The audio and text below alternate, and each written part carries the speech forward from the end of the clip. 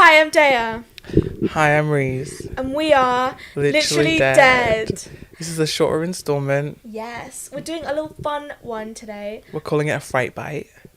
Requested by our dear friend Kira, who has sent me something amazing. She has sent me a Republican ad, because what is more terrifying than the rise of fascism?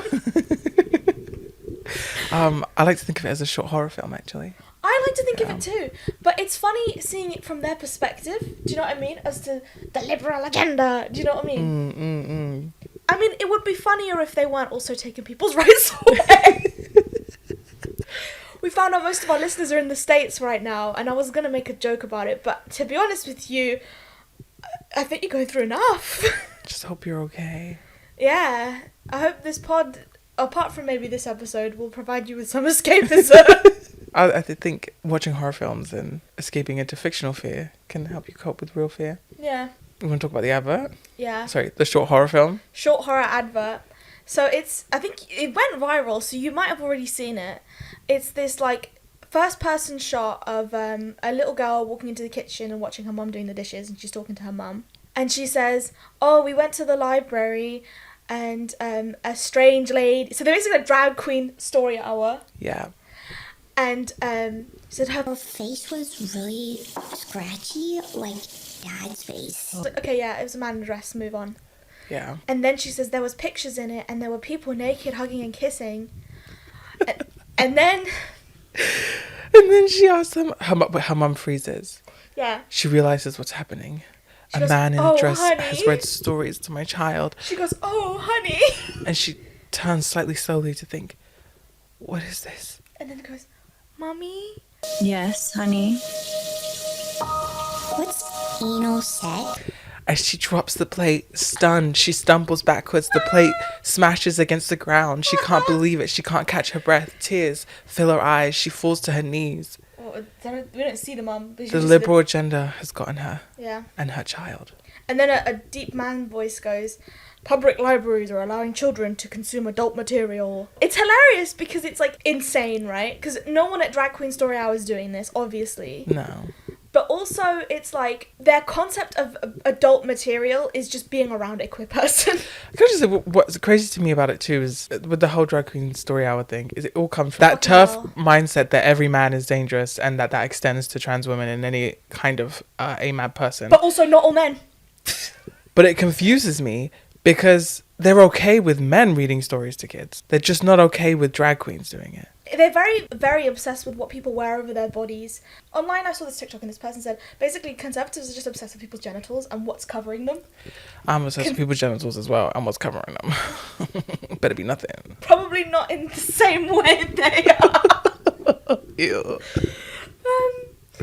And they're just, like, really obsessed with policing that. And it's like, I don't get it. I don't understand why they make up, like, the lie as well. I understand they want people to hate and stuff. Yeah. But at the same time, it's like, you have to make this entire production to perpetuate a lie that you all know isn't happening. Yeah.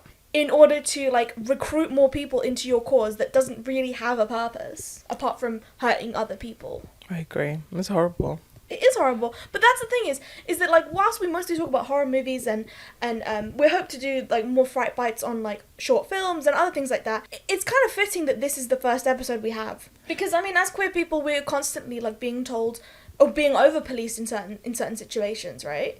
As a kid, I had to, like, I was so nervous going into even female-only changing rooms and stuff like that because they all thought I was gay at the time before I even knew, you know? Mm-hmm. And I hadn't even reached that point. Or, you can't get a haircut because it'll make you look too butch, or you can't wear that because it will make you look too, you know what I mean, something else. I know, it's horrible. Yeah, I had the same growing up. It was, you know, playing any kind of raffle as a kid and being told to swap toys with a girl because she got a yo-yo and I got a magic wand, a sickening magic wand that I didn't want to lose out on. Or, you know, whether it was my certain interests that weren't quite right because I wanted to spend time indoors, not outside with the boys playing football. And I was like, I was just quiet. I know I was gay, but I was just quiet. Yeah. Let a kid be quiet. Be gay. There are sporty queer kids as well. Yeah. I don't know. Also, it's like, them, you know, but, it's like correlation, causation too. Yeah. I think there'd be a far more sporty queer people if they weren't so ostracized from sporty spaces by homophobic people. Yeah, but it's interesting because like this ad kind of it makes it out so that queer people are trying to indoctrinate your kids into being queer, and queer is the worst thing a child could be. Is their kind of mindset in my head. And it's like, your kid could be like a pedophile, your kid could be a serial killer, or a fucking Elon Musk. Like, they could be worse. The only thing they think is as bad is thought daughter. Thought daughter.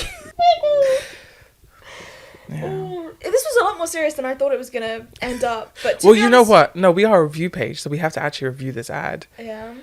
Because it was a short horror film. Oh, yeah. And you know what? Even technically, it was shit. Like, it was kind of overexposed. The shots were kind of, like, not always in The focus. voice acting of the child wasn't very good. It wasn't cast well. It sounded like Fred, because it's clearly, like, an adult person who is, like, voicing this child, and then they've just high-pitched it. Yeah. I think the mother did some great handwork. Yeah, she was mostly washing dishes for the scene, but the hesitation in the hand when she pauses on the plate. Oh, my God. There was a lot to appreciate that, I think, in the acting. But voice acting of the child, terrible. I think the mother was the star of the show, too. Did you see when the plate dropped? The moment of fear in her legs when she sort of, like, was paralyzed? I wonder what they did to give her that reaction, like, on set. A drag queen, like, walked past the window and she just dropped the plate. They like show a picture of a pride flag and then she drops the plate. She's like, it helps me get into the headspace. Yeah. She wanted it to be as authentic as possible. Oh my fucking God. Wow. It's clearly like a very like low, it feels like a low budget thing. Oh, I don't yeah, know it if it is because I've seen it everywhere and I can't tell like, do you know what I mean? How many people were involved in the making of it, but it feels like we're looking into a lot of like short films done in very short periods of time recently. Yeah. And it feels like one of those. I will say though, Yeah. as a comedy, it's great. Oh yeah. I think give this script to a queer director, and I think we'll come up with something hilarious. John Waters, where are you? Find this ad and make a film just about this, like 90 a semi-extended, no, not a 60-minute. Nah, he could do a 90-minute. I believe in him. But would I want to watch 90 minutes of this, even if it was done better? Yeah. What's the genre? Farcical comedy horror, like Serial Mom. Yeah. Oh, that'd be good. Yeah. Wait, that'd be so good. Yeah. Okay, I could imagine like all the mothers in town coming together to try and stop this drag queen or something. Exactly. Yeah. And they all have pearls on to Like these sexual subjects are like a virus, like infecting their kids. Wow. They're all being indoctrinated into the queer cult, and these mothers have to take down the cult. Like they one of those their pearls for strength. hive mind things, like a queer hive mind that's taking over their children. I've got it. A queer hive mind that is taking over the kids, but the film is mostly from the mother's perspective. One day, most of their kids show up and they're part of this hive mind. Their kids are all friends, right? That's why the mothers know each other. They band together to kill the mother of the hive mind, who's obviously a scratchy-faced drag queen who doesn't know how to color correct. Who really saves them? A really good drag queen. Who does know how to color correct. I know how to contour. Let me teach all of you mamas. Do you remember that one meme? Oh, it was like all these drag queens making fun of like straight women going into their bars and asking them how to contour. This has been our first Fright Bite. I hope you enjoyed it. We next time it will be better, hopefully. Yeah, we just thought we'd put out a short option for those that like want something short to listen to for a short journey, etc. Also, we're proving once again that we do take requests, even if We they are do. Republican ads. Thank you, Kira, for sending me this. Thank you. If you want to follow us, you can find us on YouTube, Instagram, TikTok, and anywhere that you get your podcasts. If you want to like and rate our podcast on things, subscribe, follow, all that kind of jazz, that'd be fabulous. Great. Bye. See you in the next one.